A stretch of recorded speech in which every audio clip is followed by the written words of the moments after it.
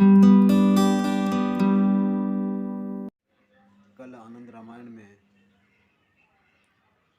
हमने देखा था कि राजा जनक ने अयोध्या वासियों को दीपावली पर आने का निमंत्रण भेजा और अयोध्यावासी सभी जमाता और राजा दशरथ नगरवासियों के साथ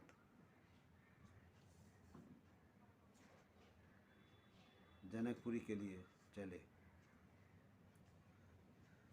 आज देखते हैं राजा दशरथ के आगमन का समाचार सुनकर जनक जी पूर्ववासियों को लेकर बड़े ही हर्ष के साथ उन्हें लीवा लाने गए और उन्हें नगरी में ले आए। उस समय मार्ग में तथा नगर में विविध वाद्यों का निनाद हो रहा था। दुंदुभियों को उच्च ध्वनि सुनाई पड़ रही थी। जगह जगह वीरांगनाएं नृत्य प्रस्तुत कर रही थी और गायक लोग गीत गा रहे थे। ऊंचे ऊंचे महलों में चढ़ी हुई स्त्रियों के झुंड फूलों की वर्षा कर रहे थे। इस प्रकार के उत्सवों के साथ राजा दशरथ जनक जी के महल में पहुँचे। तदंतर राजा जनक द्वारा अत्यंत सम्मानित हुए नृपश्रेष्ठ दशरथ जी अन्न तथा जल आदि से परिपूर्ण मनोरम भवनों में गए।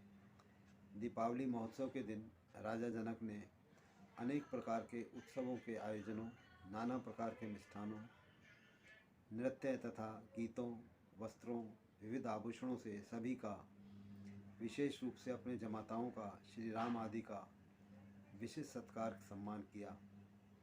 राजा जनक ने जमाताओं के शरीर में तेल, चंदन, इत्र इत्यादि लगवाया।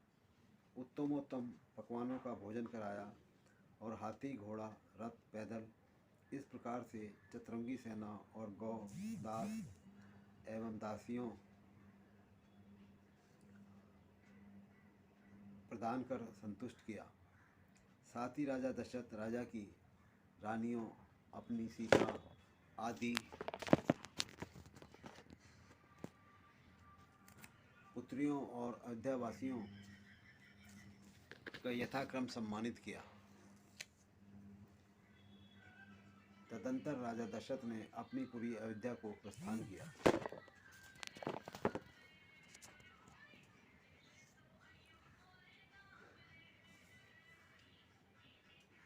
दशरथ जी अपनी सेना,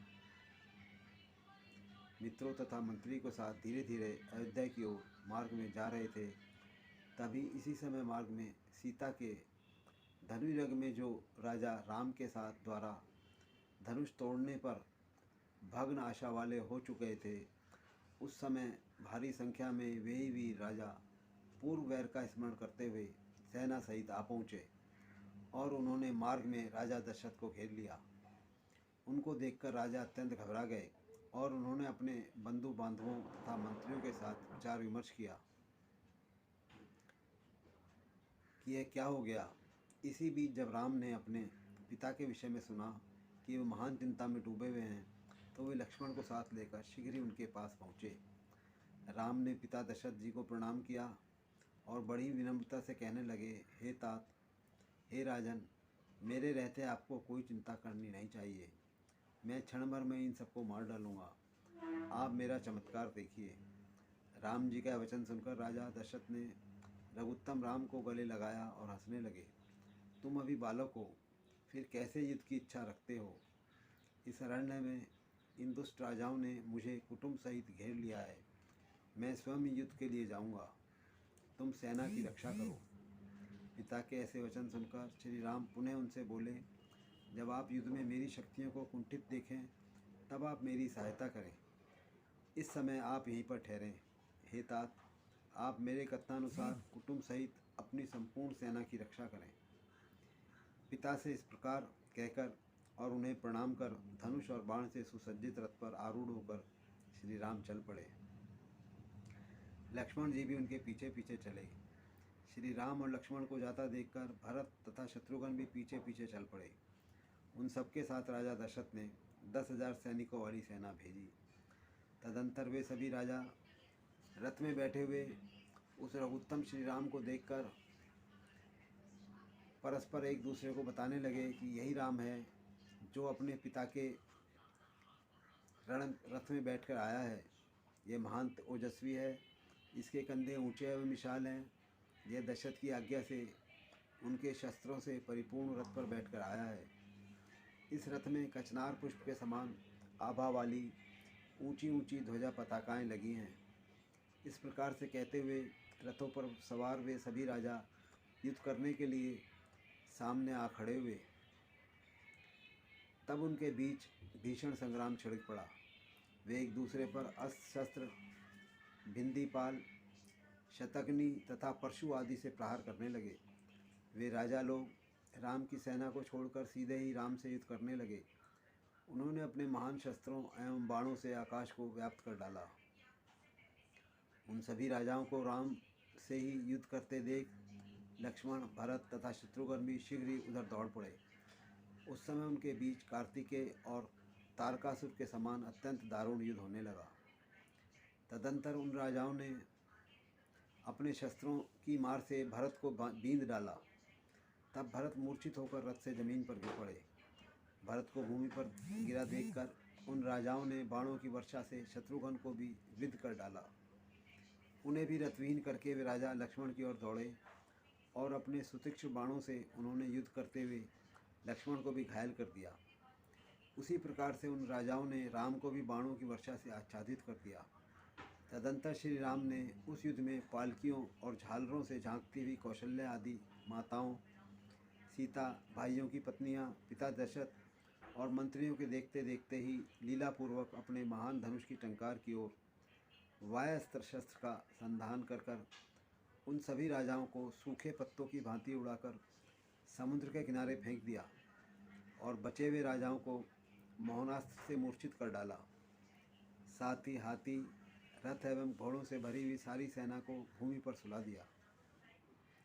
इधर माता कैकेयी ने जब देखा कि इस स्थल में भरत मूर्छित होकर पड़े हैं, तब वे अपनी हथनी को शीघ्र ही उधर चल पड़ी।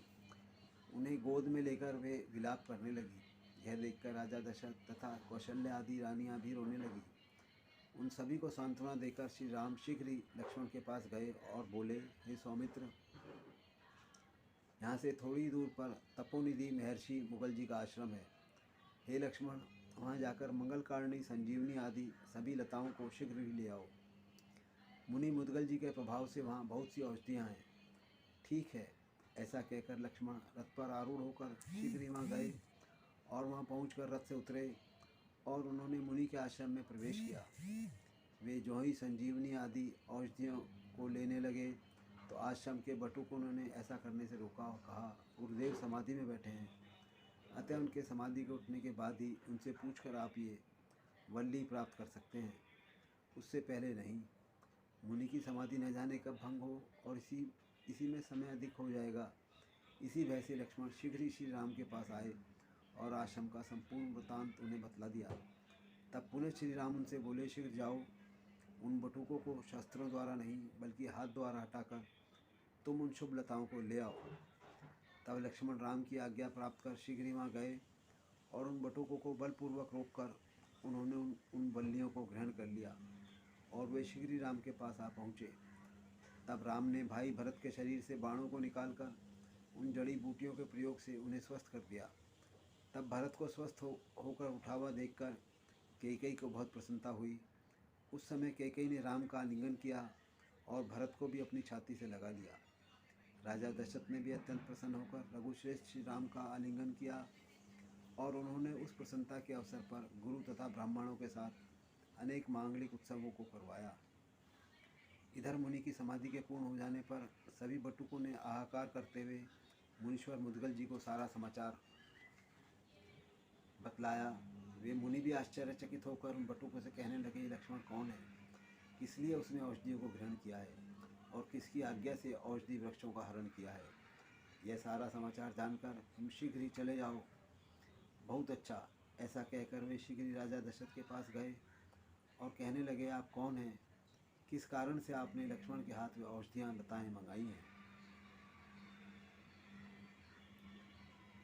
आज इतना ही रखते हैं, कल फिर इस चर्चा को आगे बढ़ाएंगे।